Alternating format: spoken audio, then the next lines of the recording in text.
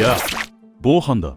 今回は各属性のキノコのおすすめ入手場所、アリーナ牢獄の追加でキノコの効果を100倍にするというものが追加されたので、キノコを集める価値が前より上がった。と言っても交換素材が現状かなり厳しく、使える人は限られる。まあいずれ使える可能性に備えて集めておくに越したことはないので、集めるときはこの動画を参考にしてくれ。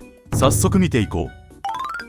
赤キノコのおすすめ入手場所から、キノコはその属性のモンスターをオーバーキルすることで手に入るので、欲しいキノコの属性のモンスターを多く倒すことが重要となる。アーキペラゴではゴブリンゲージとフレイムフロックが湧き、どちらも他エリアより湧きが早く1時間に計2万体討伐することができる。赤キノコの最高効率はここだ。キノコは1000分の1の確率で落とすので、ここでの赤キノコ時給は20個前後ほどだ。1000個まで約50時間くらいかかる。あんまり集まらないな。あとは本棚裏も一応おすすめ。アーキペラゴより効率が低いが、青属性のキノコも同時に集まるのでこちらも同じくらいおすすめではある。一応アーキペラゴは金策もできるので副産物はアーキペラゴが良いかも。ただ本棚裏も討伐数やキメラの食料を手に入れられるので、どちらも悪くない狩り場である。あとオーバーキルの敷居も低いしな。本棚裏はオーバーキル出さない方が難しいまである。ということで赤キノコのおすすめ場所は以上だ。続いて青キノコのおすすめ入手場所。先ほども紹介したが本棚裏で集められる。ボスフェアにいるキメラキングが水属性なので赤キノコより若干青が多い。革命と時空歪曲装置があるとその分討伐数が増えるので青キノコ効率が上がる。なくても赤キノコと同等の効率。それぞれ単体で見たら一番効率良いわけではないが合わせたら一番効率良いな。赤と水同時に欲しかったら本棚裏が最強。青キノコだけの効率が良いのは山頂。枠的がほぼ水属性なので青キノコ効率がかなり高い。リリース初期からあるエリアなのでオーバーキルの敷居も低い。アイスリッチは敵が強いからな。青キノコのおすすめ入手場所は以上だ。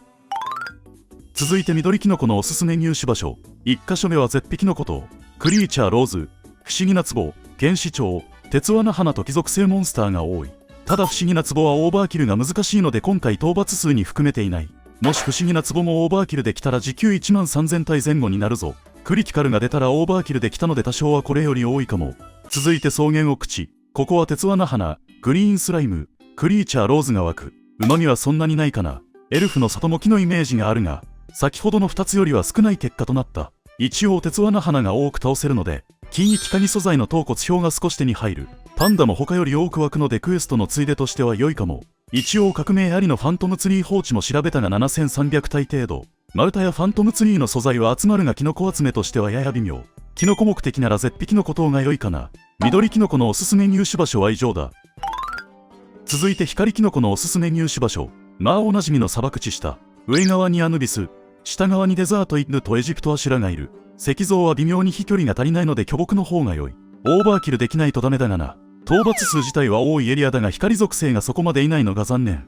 続いて捧げし物とアンプの同時放置。ペットプリセット機能によって捧げし物をペットありで放置可能に。革命ありで時給約1万1000体と砂漠地下より若干多く倒せていた。オーバーキルができるならこっちの方が少し効率が高いようだ。クエストで価値は少し下がったが放置でのルーン石板効率は最高だ。キノコ集めのついでに集まるのは良いな。光キノコのおすすめ入手場所は以上だ。お次は闇キノコのおすすめ入手場所。洋館2階だ。闇のかけら、闇の結晶と闇系素材の効率が最高の場所だ。居住者 AB とエゾ周辺。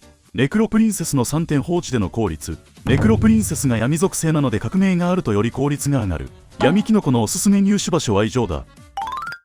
ということで各キノコのおすすめ入手場所。緑と光が特に少なく集めるのが難しい。オーバーキルが前提なのでアップデで追加されるエリアにもあまり期待できない。弱めのエリア追加が来ればいいんだが、討伐数を稼げるだけのエリアでも良いから追加されたりしないかな。そこだけ減衰なしでも面白そう。